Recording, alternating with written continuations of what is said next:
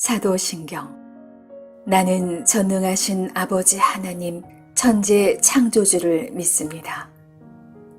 나는 그의 유일하신 아들 우리 주 예수 그리스도를 믿습니다. 그는 성령으로 잉태되어 동정녀 마리아에게서 나시고 본디오 빌라도에게 고난을 받아 십자가에 못 박혀 죽으시고 장사한 지 사흘 만에 죽은 자 가운데서 다시 살아나셨으며 하늘에 오르시어 전능하신 아버지 하나님 우편에 앉아 계시다가 거기로부터 살아있는 자와 죽은 자를 심판하러 오십니다. 나는 성령을 믿으며 거룩한 공교회와 성도의 교제와 죄를 용서받는 것과 몸의 부활과 영생을 믿습니다. 아멘.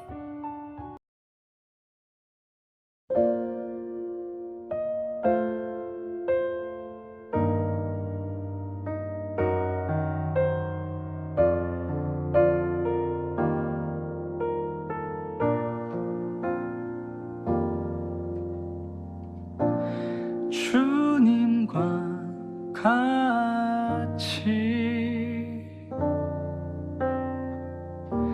내 마음 만지는 분은 없네.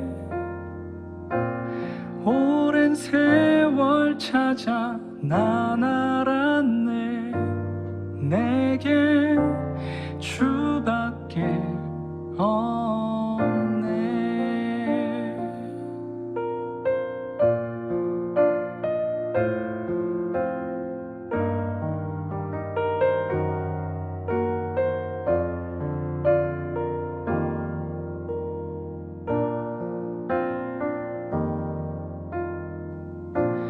주님과 같이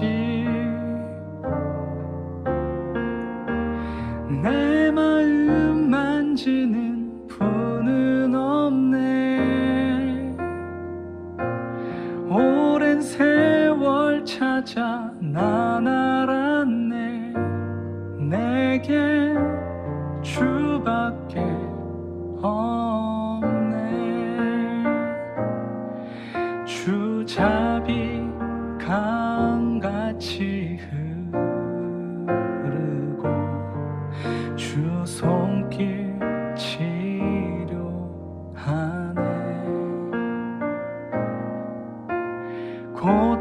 고통받는 자녀 품으시니 주밖에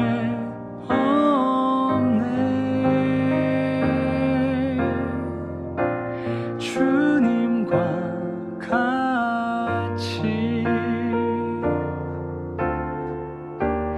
내 마음 만지는 분은 없네. 오랜 세월 찾아 난 알았네. 내게 주밖에 없네.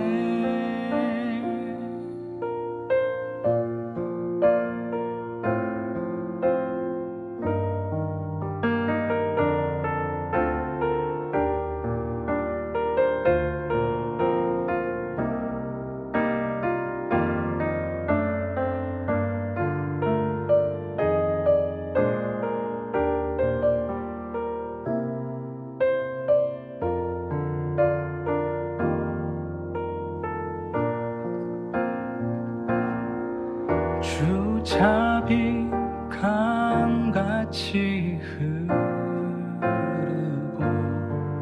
주 손길 치료하네.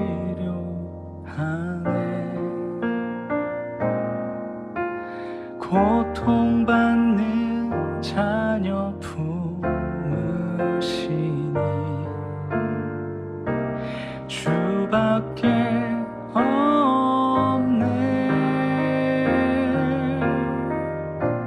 주님과 같이 내 마음 만지는 분은 없네. 난 알았네. 내게 주밖에 없네.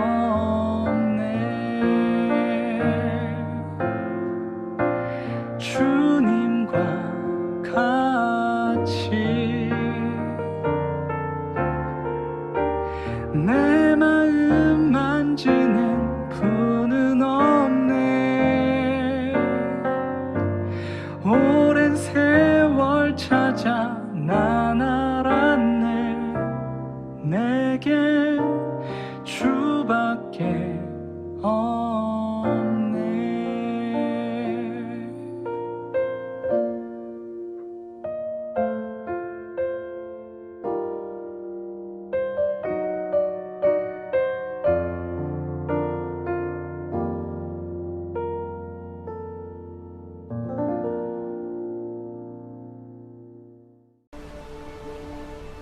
그때 예수께서 안식일에 밀밭 사이로 가실새 제자들이 시장하여 이삭을 잘라 먹으니 바리새인들이 보고 예수께 말하되 보시오, 당신의 제자들이 안식일에 하지 못할 일을 하나이다. 다윗이 자기와 그 함께한 자들이 시장할 때 한 일을 읽지 못하였느냐? 그가 하나님의 전에 들어가서 제사장 외에는 자기나 그 함께한 자들이 먹어서는 안 되는 진설병을 먹지 아니하였느냐? 또 안식일에 제사장들이 성전 안에서 안식을 범하여도 죄가 없음을 너희가 율법에서 읽지 못하였느냐? 내가 너희에게 이르노니 성전보다 더 큰 이가 여기 있느니라. 나는 자비를 원하고 제사를 원하지 아니하노라 하신 뜻을 너희가 알았더라면 무죄한 자를 정죄하지 아니하였으리라. 인자는 안식일의 주인이니라.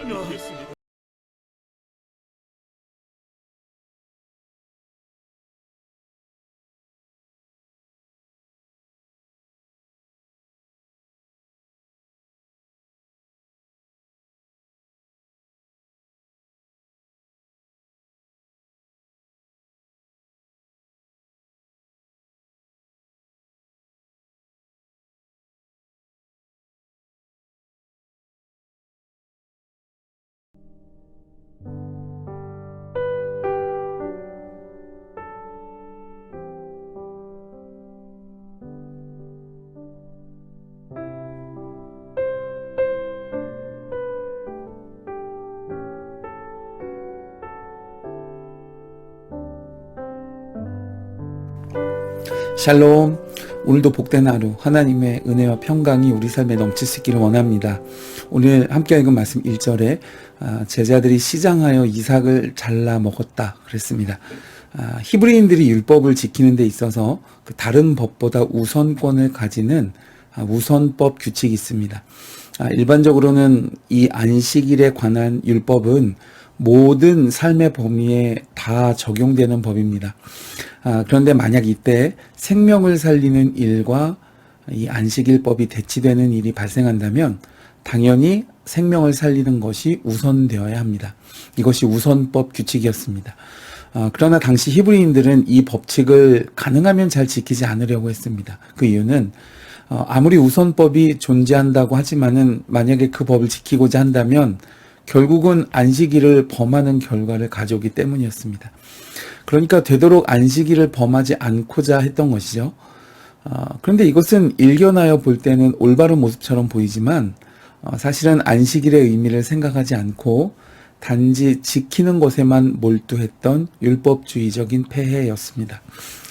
본문에서 예수님의 제자들이 안식일에 시장했다라는 말은 단순하게 심심풀이로 밀을 꺾어서 먹은 것이 아니고 말 그대로 허기를 면하기 위해 먹었다는 뜻입니다. 즉 아무것도 먹을 것이 없는 안식일에 연명을 위해 먹는 것은 안식일법보다도 우선하는 것이 되는 것이죠. 그래서 다윗이 이 진설병을 먹었을 때도 이 사람이 굶어 죽어서는 안 되기 때문에 그것이 죄가 되지 않은 것이었습니다. 그런데 2절을 보면 이러한 제자들을 고발을 하면서 안식일에 하지 못할 일을 하나이다 라고 말했습니다. 바리새인들이 이렇게 비난한 근거는 그들의 미시나에 따른 것이었습니다. 이 미시나는 율법의 해석집으로서 6권으로 되어 있고 그 각 권마다 63개의 항목들로 되어 있습니다.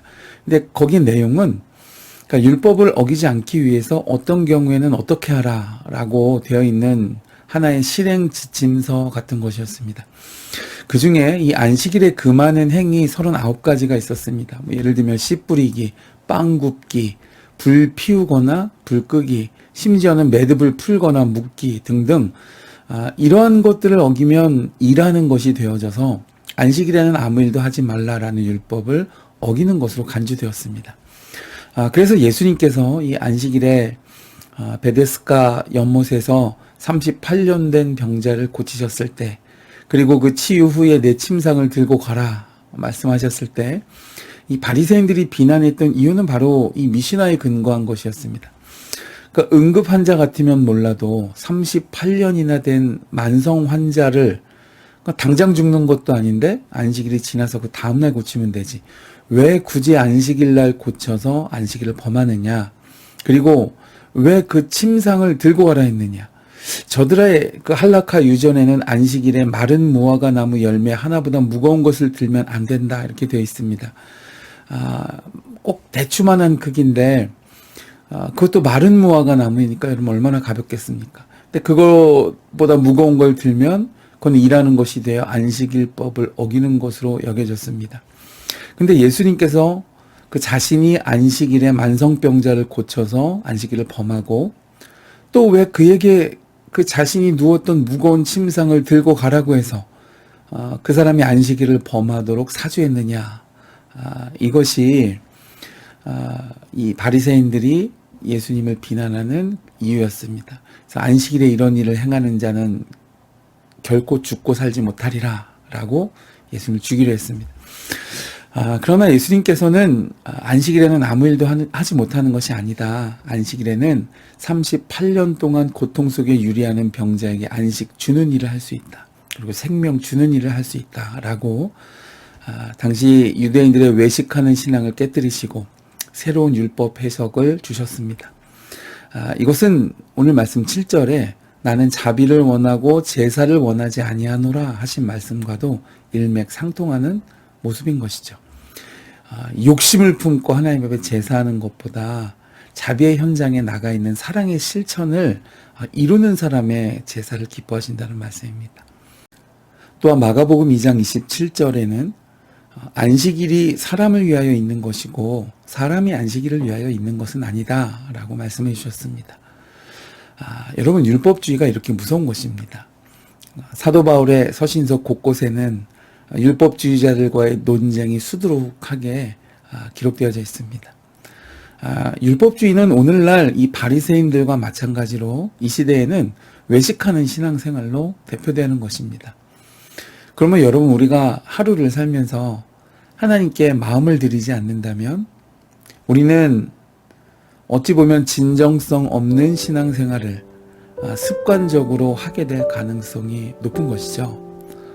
그러면 사랑하는 여러분, 오늘 하루 우리의 삶에서 우리의 마음을 온전히 하나님께 드리실 수 있는 복된 성도 되실 수 있기를 주님의 이름으로 축복해 드립니다.